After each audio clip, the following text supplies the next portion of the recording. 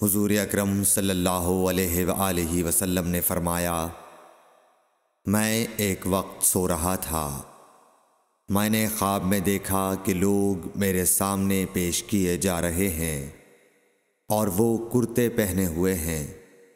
किसी का कुर्ता सीने तक है और किसी का उससे नीचा है।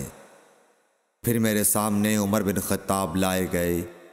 उनके बदन पर जो कुर्ता था उसे वो घसीट रहे थे, यानी उनका कुर्ता ज़मीन तक नीचा था।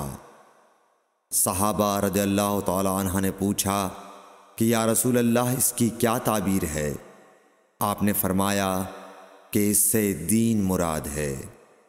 सही बुखारी हदीस नंबर 23।